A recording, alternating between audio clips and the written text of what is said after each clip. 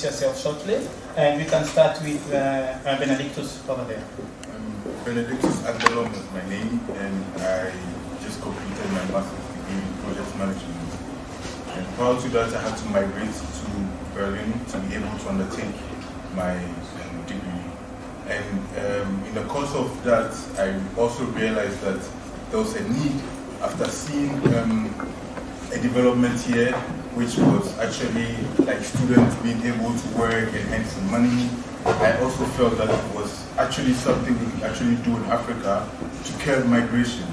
So I think your earlier question was about getting the two European Union and African Union to collaborate and help with migration issues. Yes, and that was one of the driving factors for me to be able to come up with student job opportunities, which is one project I'm starting now, to help students be able to get some internship and work and give them the job market ready after they are completed their education.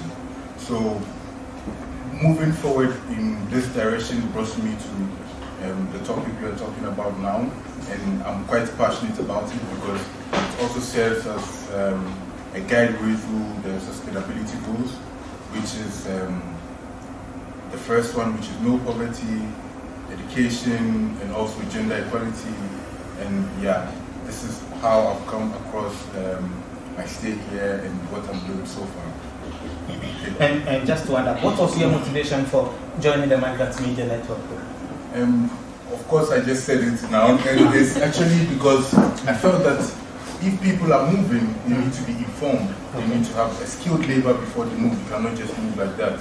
And for me, it was one of the most passionate things for me to join it, because just giving the people the much information they needed to give them to make an informed decision was paramount to the subject matter. So I think it was something I actually was happy about to join, and also give back to the society of what I've learned. So I was passionate about giving it back. That's why I joined it. Well, thank you. And yes. Yeah, okay, so as I've already said, I'm Fortune Agbele, and a political scientist working in Migrant. I think I was part of those that train, but I couldn't make it to travel. But I think being familiar with the context that we are going to be talking about, that's why I think you have to mention also you have presented your paper in the USA on this particular. Yeah, sure, of course. Yeah. I as I indicated earlier on, I have background in public policy and governance and development, and so I do a lot of things in that regard. Thank you, welcome, and thank you for having me. And then we move to Mr. Desmond. My name is Desmond, Alugnoa. I am here in Germany to pursue a master in public management in the University of Potsdam. So I'll combine the motivation question here so that people can actually be fast. So I come from the extreme northeastern part of Ghana, which is part of the country that is a bit cut away from the main, and there is actually little of development, in some cases not at all. So growing up, it was really quite difficult to have access to school. I had to actually disobey my parents at a point to take myself to school. But then at a point I realized that it was just me who got the courage to do this, not the majority. And so there are still so many people of my age and younger ones who are still in this same kind of struggle. So I started an organization which was just a youth movement somewhere in 2009, and it was called the Pragmatic Youth Empowerment Movement. And the purpose was just to empower people. Then somewhere around the same time, we had these issues of young people always trying to go to Libya, and then we had some of our brothers who actually made it through, and they were phoning home. So it was kind of a motivation for a lot of people to travel. But not so long, then we also started to hear a lot of news about some brutalities in this country and the fact that some of these brothers were actually losing their lives.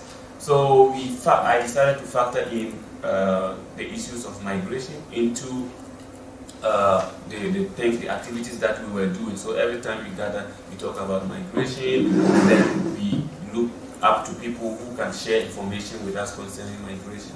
So I've been very, very biased in terms of migration for quite a long time because of this kind of experience. And myself, I was actually looking into options to also explore this migration journey, because of course, if you don't have the opportunities and you know that you hear that there are opportunities elsewhere, you want to go.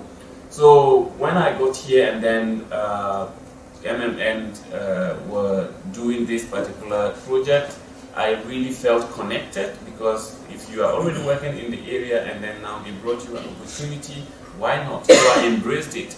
And I also developed an NGO which is now focused on environment, but we still factor in the youth empowerment perspective. So I said I will leverage my network in the country and then utilize this as an opportunity to go back to spread the news. Yeah, you have also to mention about your engagement with the United Nations. Yeah, so that is also part, I'm the focal point for green economy for the UN major group for young people, children and youth. But I also am that because of the work I do with youth empowerment and also environment. So my focus is rural innovation, because I try as much as possible to make sure to give people a reason to achieve their dreams in the rural communities rather than having to travel. Because personally, I didn't like to go and stay in Accra when I was growing up. That was not part of me. But then I had to do that because other than that, your dreams are more like dead. So when I got the opportunity, I wanted to also give people the kind of empowerment that they can stay in their communities.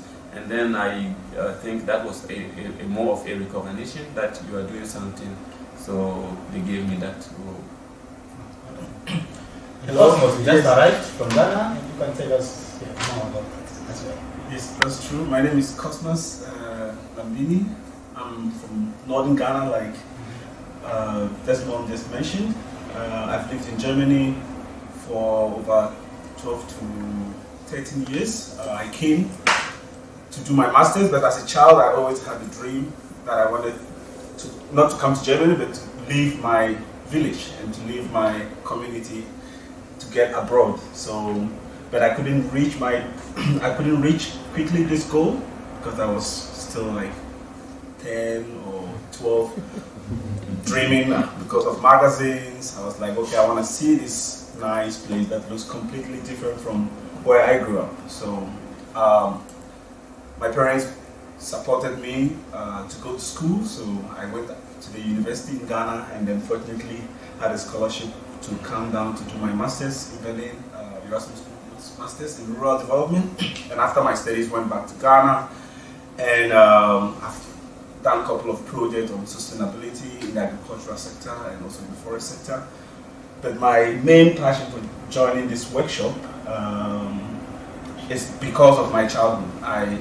Like I said, I've always had a dream to travel, and having met my dream of traveling and seeing how life is abroad, the goods and the bads, I wanted to go back to my community to tell them what I think is the truth. And I did this, first of all, by setting up a community-based organization in my community in the northern part.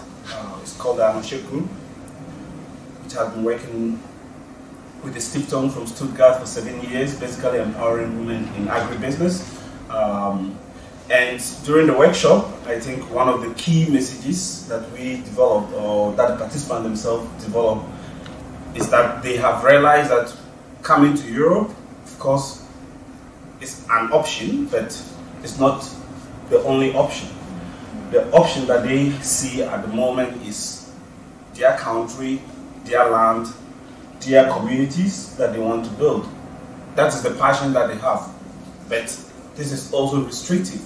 It's not just about having a dream that you cannot really reach. They would like to get assistance from the government, because that's why we have government. They would like to get support from the government to help them build their businesses. At the moment, this is not being done by the government. There are NGOs that are helping. It's still not enough, and during the discussions, one of the key messages that I got from participants was that they would like to stay in the country, but with some financial incentive, with new ways to make money in their communities. So I believe because of the project that was also set up in the Anoshe group, they are all farmers and they grow their own crops. They are able to make enough money just with agriculture, and with this they would like to replicate it or scale it up. So, I mean, the workshop was extremely useful to all the participants. In my case, I organized 3 separate workshops, total of 75 participants, and they were all very happy for the Migration Media Network training because they learned a lot. Some of the information that we gave, they knew it, but at least hearing it from us as the aspirants made them to believe in it, that, well, this is true, that when you are here, it's very hard. That was my key message. Very, very hard. You are alone. You have to struggle on your own. Your mom is not there. Your dad is not there. No sisters, no friends. So you can become any bad person. You can switch to drugs. You can switch to alcohol. You can become a very bad person in Europe. So the messages were quite personal, and I think they also got it. And so we'll come to these misconceptions and messages once more, and even personal stories. But before that, Bismark, please. Yeah, hi. My name is Desmond. I also have an agricultural background like Cosmas. I studied agriculture because I like to see things grow. From childhood, it was interesting to see how you put things in the soil and then it grows into something else. So I like to see things grow. So I studied agriculture, and then I had the chance to study for my master's in Bonn, in the area of agricultural economics. Then I went back to Ghana to work. I worked with the GIZ for about 6.5 years on a project, but in different capacities. Where initially worked in project monitoring and evaluation of one of the projects, and also later on I was involved working with the Ministry of Food and Agriculture in terms of agricultural policy advisory. I also had, as part of my work, issues relating to gender and things like that. Then afterwards, I came back here in Germany to start a doctoral program at the University of Leipzig, where I began researching on entrepreneurship within the agricultural sector, because I feel agribusiness is a big space for us in my country. A lot of people are working within the agricultural space, but the agribusiness part has not been really explored. And so I think that is an area where a lot of focus will go in, and that is why my research is in that field. Personally as well, I have the passion for youth development, because in our space, especially growing up in an area where I grew up, which is more like it's a place called Agyei, which is an urban space, but we have a lot of poor people, and so as a young person, you have to weave your way through, because there are very few opportunities. There is a lot of crime. Things have improved drastically since, now compared to my childhood. But these are areas where a lot of young people didn't have a lot of opportunities, and so people that I know and I grew up with ended up in the wrong places because of wrong decisions, and because there wasn't a lot of guidance for the youth. And that is one of the things that I enjoy doing in terms of helping the youth to make the right decision, because I believe our lives as people are based on the decisions we make at every point in time, whether it's positive or not. And these decisions have consequences. They could be positive or negative. So in helping people to make right young people to make the right decisions. One, by doing that, you help to shape their lives and they have a better future. So that is one of the passion, and that is one of the reasons why I decided to get on board this project, because this decision to migrate is about aspirations, it's about desires, because it is not wrong for any of us to say, I want to have a good life, I want to have that car, or I want to live in this house. It is not really wrong. It's just that how, as we have heard this morning, based on the information you have, you make your decision based on that. And so people who, for instance, make the decision to go through the irregular route is based on the information they have, and because they decide to trust in that information and act based on what they have. So I think that by the fact that I have passion for the youth to make right decisions at important stages of their lives, that is why I think that being part of this project is something that has helped me to contribute or to still give to something that I'm passionate about. Wonderful. Thank you so much for having me on video. Very interesting life stories and experiences at the same time. Now, just jumping exactly to what you said about access to information and information that people have. What do you think are the common misconceptions people have in regard to migration in general? Okay, to start off, especially in Ghana. Yeah, especially in Ghana, I think that there is this misconception about the fact that it is difficult to travel using the right route. Mm-hmm. People are afraid, for instance, to go to the embassies. Mm-hmm. Because because when going there, because of the formalized processes and stuff, people are afraid. Somehow they have this fear. Mm-hmm. So a lot of people, for instance, in the workshop, I asked what are some of the things that people have heard about, for instance, Germany. Mm-hmm. And then one of the key things I kept hearing was that, getting a German visa is so difficult. Mm-hmm. So sometimes when you have gotten a German visa, it's like, wow, because they feel that it is so difficult. It's just that I think that people don't have the right information. They don't know, for instance, how to prepare, what to prepare, and all that. So one of the misconceptions is that it's difficult to travel the right way. That's one of the things. The other thing, is this our general linear thinking, where we think that everything is rosy, everything is fine, because in the workshops, one of the questions that I asked in the workshop was how many people want to travel outside the country.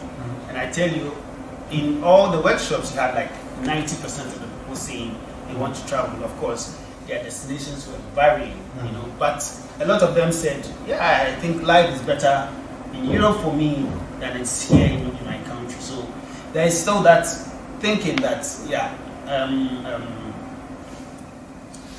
to do it, to make it in life, like from our circles, you have to get out of the country to make it in life. But I mean, if you talk to them, then you get them to understand that, there are opportunities that they probably have not seen. So maybe my other colleagues would add, but these first to the fact that they think traveling the right way is difficult, and then also the fact that they think that you can only make it abroad. Does these misconceptions differ to any of you, or? I think I also want to add to that. I think even when it comes to the formal ways of traveling, it's not only, I don't think it's only a misconception that is difficult. I think sometimes meeting the requirements can be difficult. The requirements of you having of traveling can be difficult. Even if you're traveling as a student, there have been many cases. At a point, after my master's, one of the initial, one of the places I worked was with the DAAD. That's the German, that's the Deutsche Akademische Austauschdienst. And there are people who come, they have admissions. They have been accepted into master's programs that they want to pursue here in Germany. And sometimes they are not able to meet the requirement to be able to start the program. And usually you are required to open an account here with Deutsche Bank, and you're supposed to have that's about 7,000 euros. That is the estimated amount of money that the embassy thinks you need to cover for your cost of living in a year. not only do you have to show proof that you don't only open that account and put the 7,000 in, but you also have to then show proof that the program is 2 years. You have to show proof that for the second year, this is how you're going to finance it. And so it's usually difficult. I can share one story, for instance, with you. I have one friend of mine who he's been a childhood friend. He's doing very well, very, very well by all standards. He has now, I think recently, he has built 6 apartments. It's rented out. 2 years or 3 years ago, when I was here, I thought, okay, I want to invite him because this is someone he has money. He's not coming to Europe to stay. But unfortunately, in his life story, he's not had successes with business. I don't know why. The only places he's been to is South Africa and Dubai. But apart from that, UK and the others, he just wants to come and just see the place, not because he wants to stay. And so I decided to invite him. And he went for the interview. He was not giving me. He was not giving.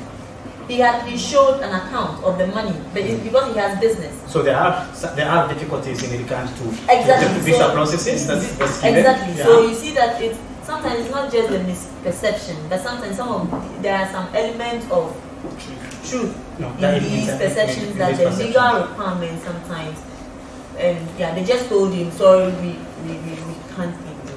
I mean, so there's some truth in this misconception in regard to the difficulties of processing and getting a visa. That is very much true. Yeah. But there are maybe other also misconceptions that.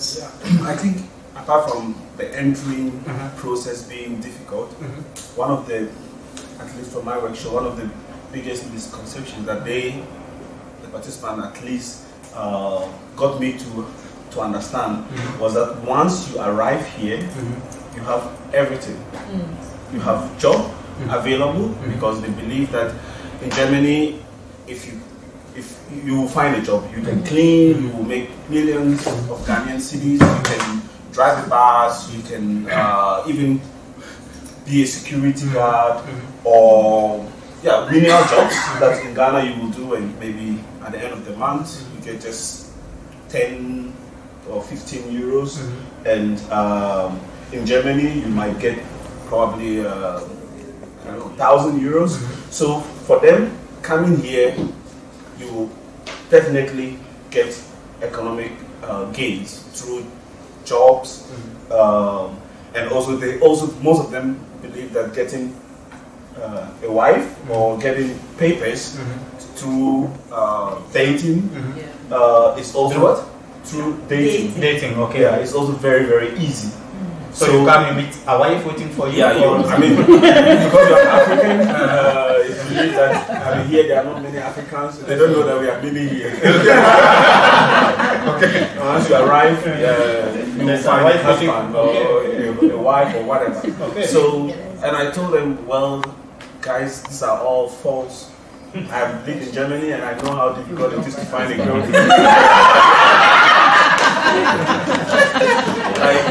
You become pops upon pops, stamp finish, and still zero.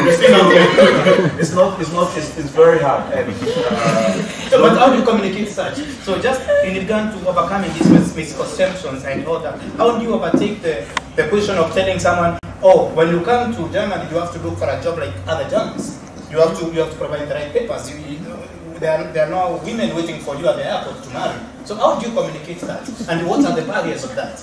I mean, this is the whole base for the truth telling. Because if they hear this from the diaspora community, they know that you can't lie to them. I mean, they trust in you, so they believe in most of the information that you share with them. So for me, I think to be able to communicate this to participants or to the youth is basically getting the right people and the right channel to send this information. This is the only way. There's no bullet magic point of how to communicate. But for example, Benedictus, one experience I have is that when you go there and try to tell people, I'm a diaspora, and I go to Kenya and tell people, please, please, please, think twice before you travel. They tell me, you are there, why don't we come?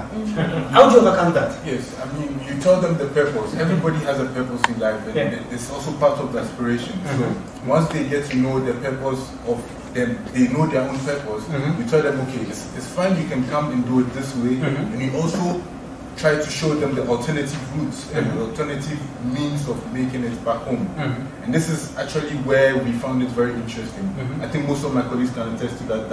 At the end of the workshop, those who, the 90% of the people who wanted to come to Europe, to travel to Europe, now reverse their decisions and say, okay, yeah, I'm staying, I'm not going anywhere, because I find here quite interesting and quite lucrative for myself, for my development and for my growth. And in so you help them to understand that it's a collective idea and a collective decision. Once we are all able to collectively say that we are not going to Europe, we are going to develop our country or our city or our region, so our children or even our family members, the society can stay, work and get some more money and be able to satisfy their needs instead of traveling to Europe. And about the misconceptions, I would want to add that most of the people think it is easier to move freely when you travel to Europe or wherever you get to. You can travel anywhere you want. After reaching Germany, you can go to USA, you can go to Australia, you can go everywhere. So they think there's free movement here. So when you arrive to Germany, you can now choose whatever you go to USA directly. Okay, that's interesting. And also one of the misconceptions among the potential migrants is they actually don't know, or they think that everyone is going to the same place. Yes. They think, for example, if you have about 3 to 4 people who wants to travel, because they think this guy is going to America, they all say, okay, then I'm going to America. But in the first guy's mind, he is not going to America. He is going to somewhere he can actually make a good living. So this actually lures them to thinking that America or this particular place is good for them without them knowing and having the adequate information on where to go to. And I think it's actually a misconception amongst them. So that means, how do we do that then? What could you suggest? Do you think a conversation or a...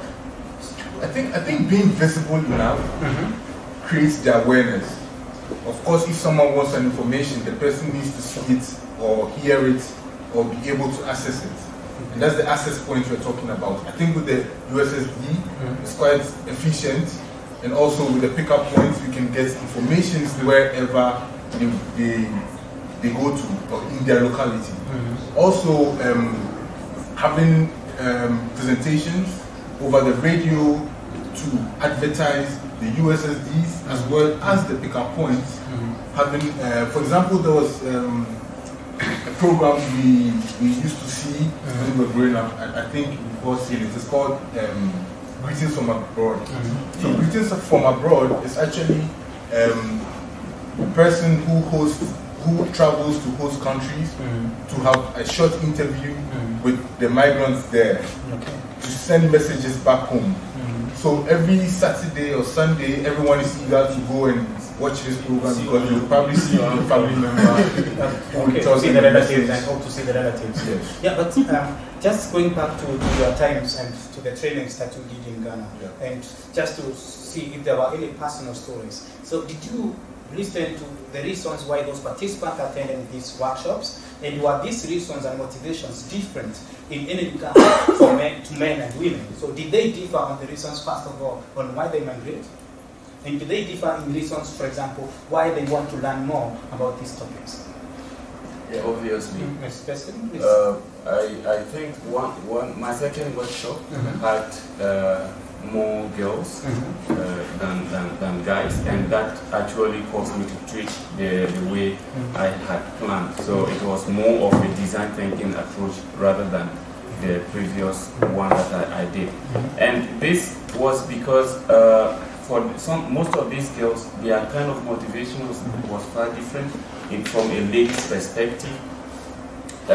For example, we already had one of them who had a personal story from a friend, and this friend was engaged with a miner who is a Chinese and had promised to bring her to Spain. Unfortunately, the lady got pregnant for the miner, but the miner never came back. He kept saying, when I come back, I will take you to Spain. I will take you to Spain. But then when she said she was pregnant, the man didn't come back. And then, but originally for them, they thought that as a lady, the opportunity was once you get to Europe, you will get a man to marry you. And once you get a man to marry you, then you have the opportunity to stay and to get visa and work to do. So that was one of the motivations, rather than the usual motivation of young people, they just seeking greener pastures. But aside this, the other aspect was also the fact that most of them felt like he was mentioning, most of them felt that once you get there, there is everything is rosy. And I just want to add this.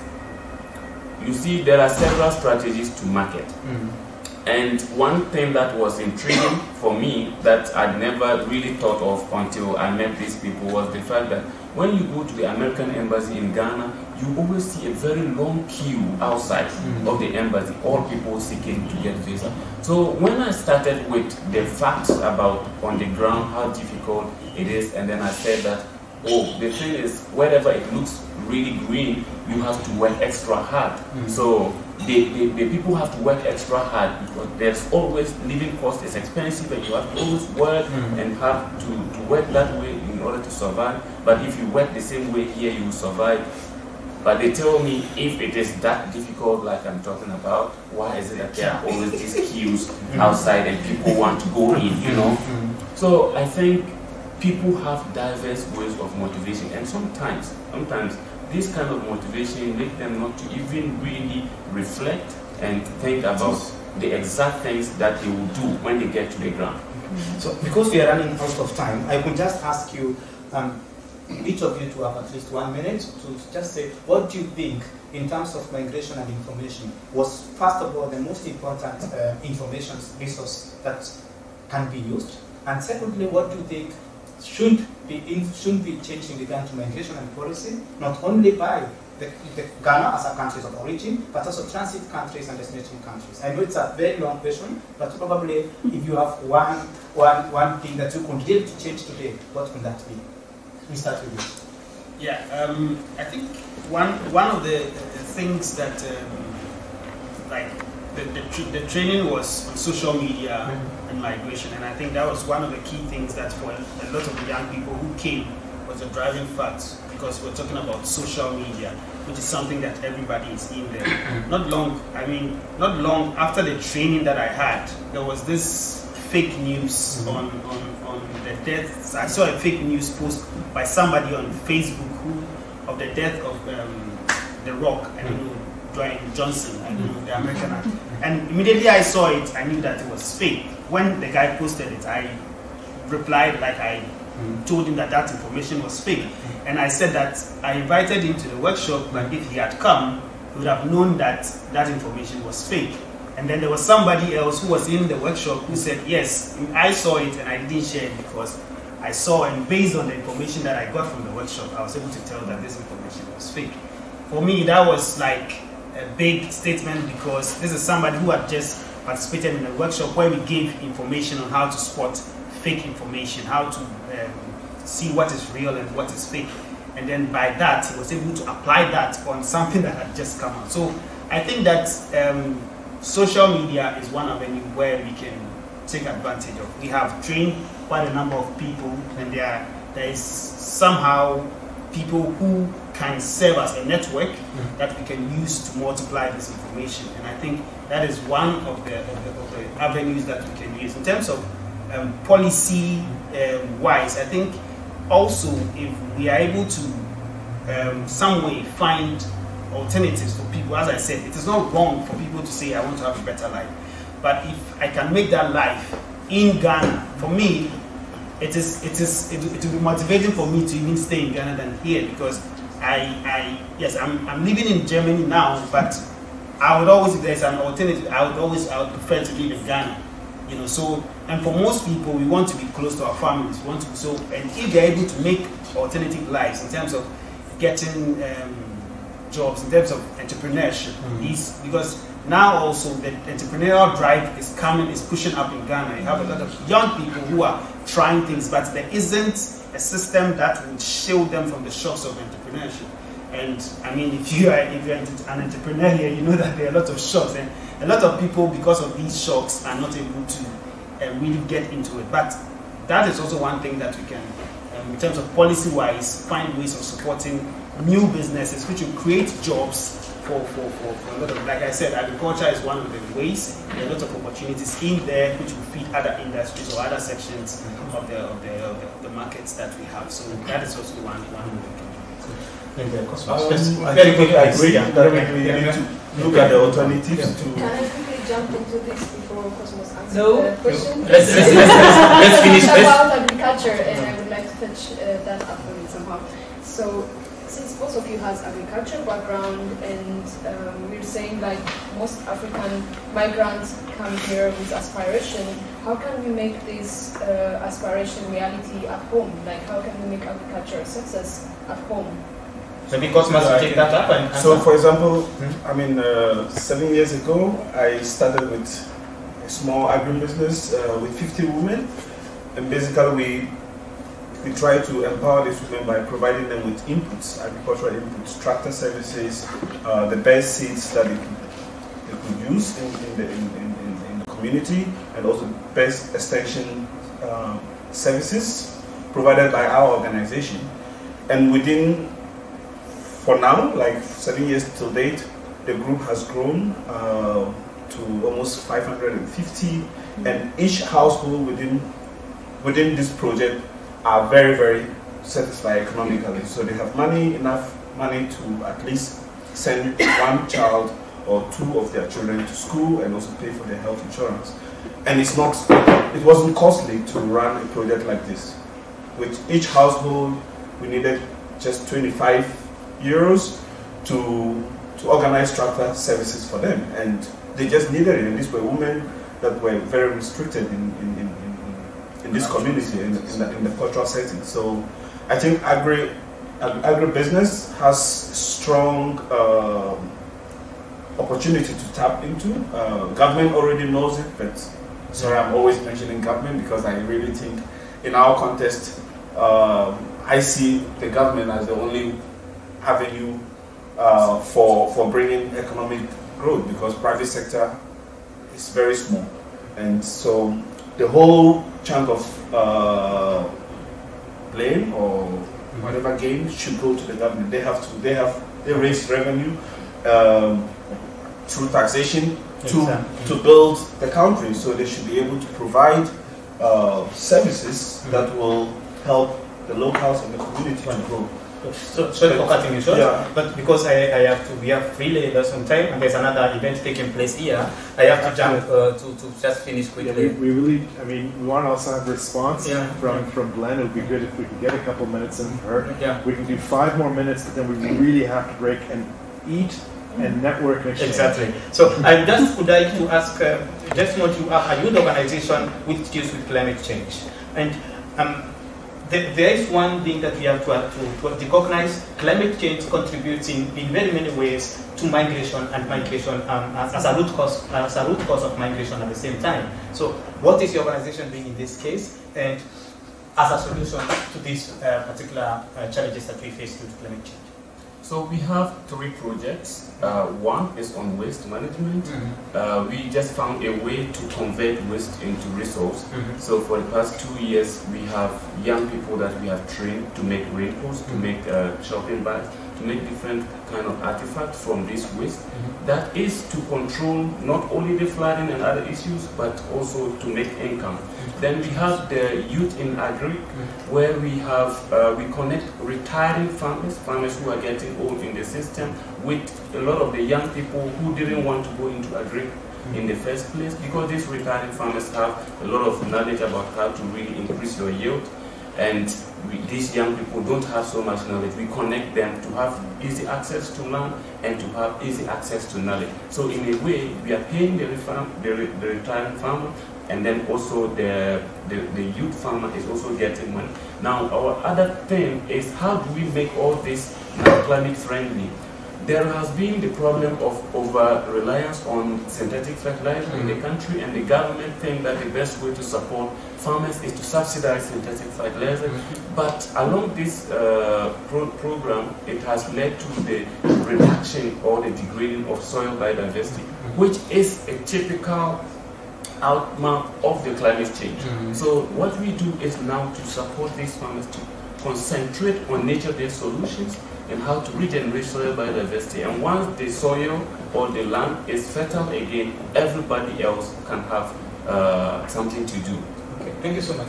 Fortune, I have to come back to you. As a representative in this all-men group of the women, what do you think has to be changed in order to give the right information to young women in regard to migration and migration information? Yeah, exactly what I have put here. I think there is a need for... Can I also jump in, because I also have a question for you, so you can give us answer for both of us. So we say that, a couple of you said that the migration from Africa is aspiration, it's economical, but then there is also two stories being told by Cosmas and Desmond that the women migrants talked about how they come to Europe and there's a man waiting for them and to marry a man. I really find, and I'm struggling with this story, because is that the only aspiration the Ghanaian women have? Or I also would like Fortune to give me some input with this. Yeah, so definitely that's not, I'm an example. Yeah. My aspiration was not to come to Europe and marry, even though I met my husband in Europe. No. So yes, so let me start with, so I think I jotted it down. I think generally there's a need for policy makers to look at a gender dimension to the issue of migration, because it affects women. Like reading for going back to the scaling French report from it shows that women, for instance, tend to pay more, far much more to embark on these journeys. I even so, for instance, it costs women 3,900 euros, while their male counterparts pay like 2,370 euros. You can just see the gap in that. So it costs for the women, in terms of monetary cost, it's high. The same way in terms of even the risk, as the story you shared, it's the standard. For the women, the chances of you being sexually abused is like 80-90%, unless you have extra money to pay your way out. It's there. So the huge for women is more. The cost for women is far more for the men than for men, and so there's a need that policy interventions in this area think really about having these gender dimensions. Definitely, the aspirations for women, Ghanaian women in Ghana, is not to travel to marry. For that group of women that they are referring to, these are women that usually maybe do not have, they have maybe they even dropped out from primary school, or they have senior high school but they have no skills, or even if they have skills, they have very low perspective. It's like that is their only option. But even undertone that is the aspiration to make it. So he's not only thinking, oh, I want to come and marry and have a child and that is it, but rather, at least, I get the stay. So usually it's not just to come and marry. The marriage is to give you the certificate to stay. And in most cases, you see that even in some of these marriages, it's usually the initial years. After 2-3 years, when they get their papers, they leave. And then they move on. So that is not the way. A lot of Ghanaian women have big aspirations to make it big, and that is not the only way. I would like to finish on that point. There is a need for gender dimensions on that, and if you allow me, Benedictus, to close at this point, it's because time is not on our side. So one of the summaries is there is a need for policy to include gender dimensions in addressing migration and migration issues. It is very important to address the resources that we have, and agriculture being one of the biggest strongholds for very many African countries. It's very good to explore that, and not just in agriculture but innovative agriculture, including and making sure that we put climate change as a focus point. And the other thing, addressing social media and social media as one tool of talking and spreading out information is very important, and informing people about how to consume this information seems to be a very logical and very effective manner. So thank you guys for this round of applause.